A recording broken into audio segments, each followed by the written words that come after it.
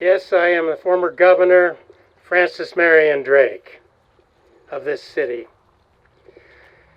You know, I was one of the very first of the residents in the state of Iowa. Some say that I am probably the most renowned citizen of Centerville or Appanoose County, but I'm going to let you decide that for yourself. Let me give you a little bit of my background, my story, so that you can decide that for yourself. You know, when I was born in Rushville, Schuyler County, Illinois, across the river. And at that time in 1830, this was all wilderness. This was not a state. This was part of the territory of Wisconsin. This was home to Chief Black Hawk and his tribes. But in 1838, when Iowa first became a territory, we moved to Fort Madison on the Mississippi River. That is where I received my early school years. My father was a probate judge or a magistrate in Fort Madison. Then when Iowa became a state in 1846, we moved further west to Davis County. And that's when we founded the town of Drakeville in Davis County, which became Drakesville later on. We established livestock, millinery, mercantile businesses, several businesses. We were very successful. But then in 1849 came the gold rush in California, and that caught the imagination of all of our youths. If they could do it, they would find a way to seek their fortunes and get rich by going to California. I assembled a group called the Drakeville Team in 1852, and we set out west with 6 wagons loaded down with supplies to sell, each pulled by 6 oxen apiece.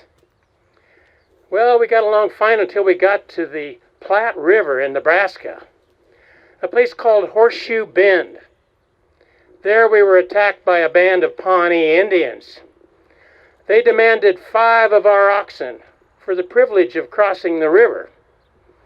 Well, we would have none of that. That led to a fight, and soon I struck the chief in the head with the butt of my musket.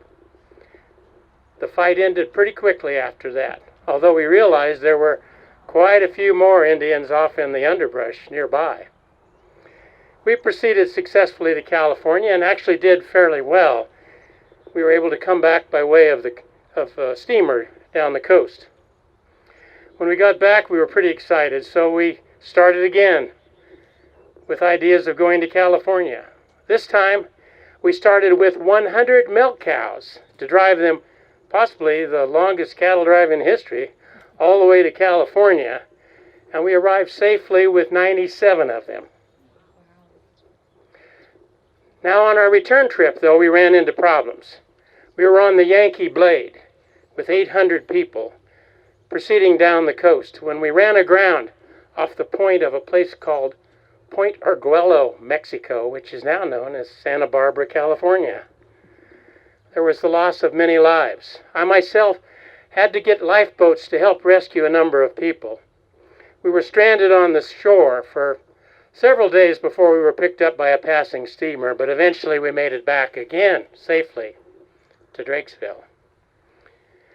At that point, I courted and wed my wife, Mary Jane Lord, from Bloomfield. Together we raised 6 children to adulthood, all very successful. We moved from there to Unionville to establish mercantile businesses, and then on to Centerville later on. But disaster struck, the Civil War. You know, back then it was not so much to us about slavery as it was about preserving the Union. We had to keep the North and the South together. I formed a group called the Appanoose County Guards to guard the border, and there were other militia groups all along the border to guard and protect our border from what essentially was the slave state of Missouri.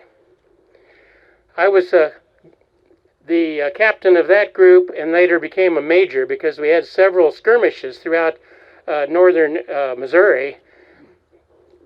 When I came back, I decided to help raise some companies from Centerville and from Appanoose County for the 36th Volunteer Infantry, 4 companies of whom we were able to recruit from Centerville and Appanoose County. We took wagons over to Keokuk to Camp Lincoln, and from there by steamer down to Benton Barracks in St. Louis.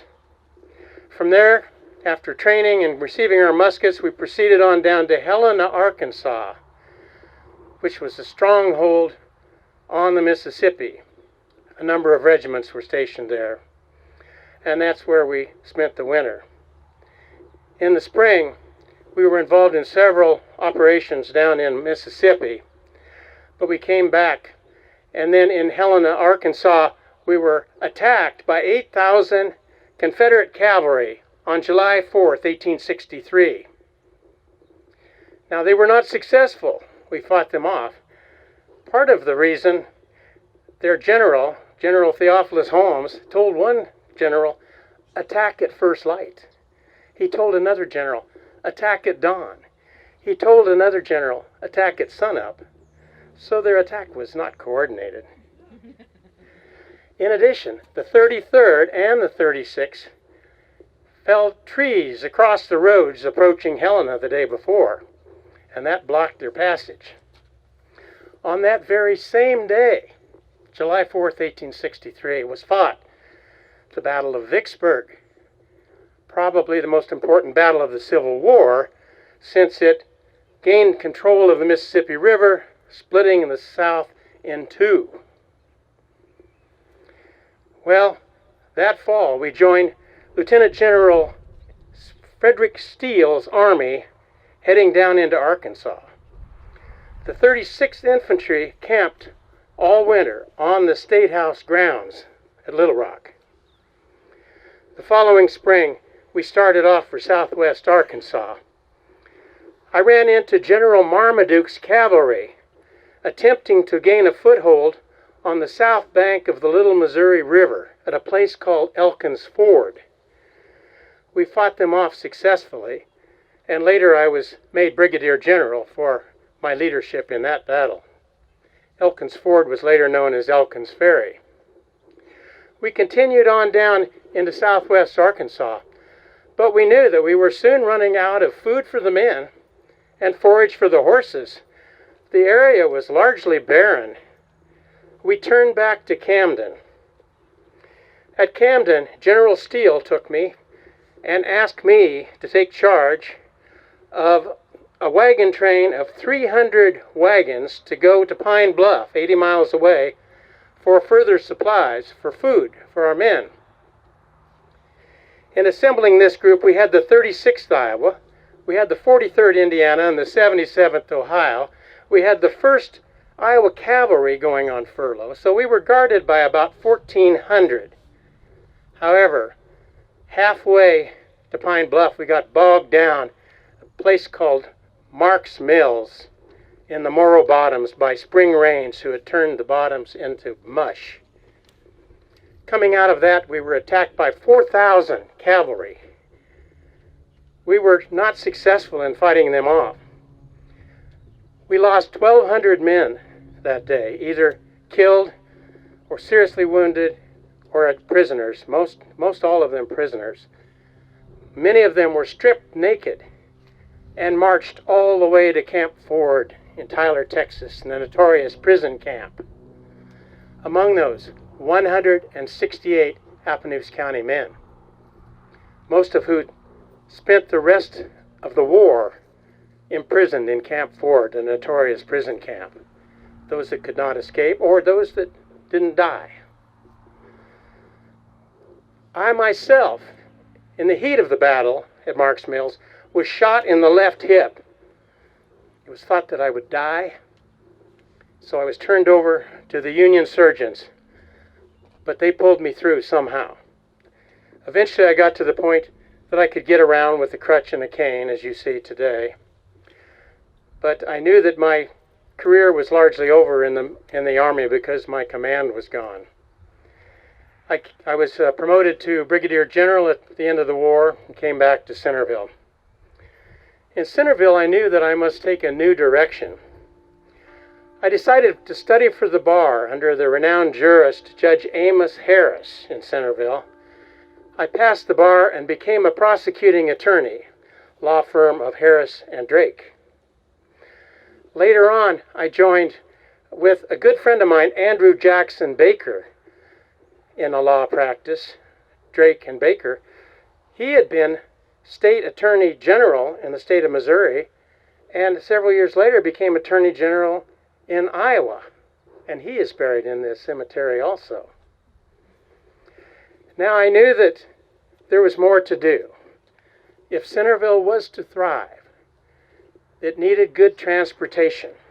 We didn't have good waterways, we had terrible roads, but we could build railroads. I started building the Iowa Southern Railroad in 1866, and eventually that extended from Keokuk all the way to the west border as the Keokuk and Western, later part of the CBQ Railroad. Several years later, I formed the Centerville, Appanoose, and Moravia route north, and that later became part of the Iowa Central, and I was made an officer of that. And for several years, I became president of the Indiana, Illinois, and Iowa Railroad. So I was very successful in my railroad building. Now I knew that my education had been quite limited in Fort Madison as a child.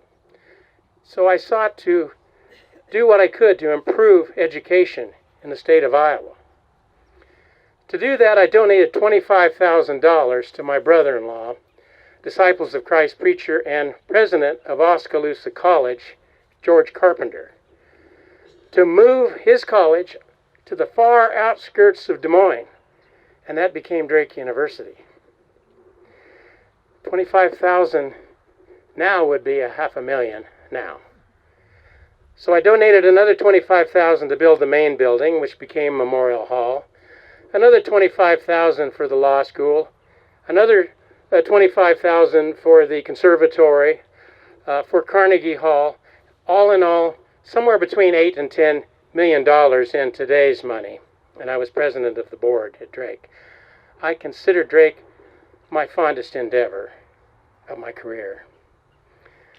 Because of my successes, many people urged me to run for governor, and I did so successfully in 1895. I was elected by a large number of people and inaugurated in January of 1896. I was very successful as a governor. I called into session the legislature. We needed to recodify and rewrite the Iowa laws.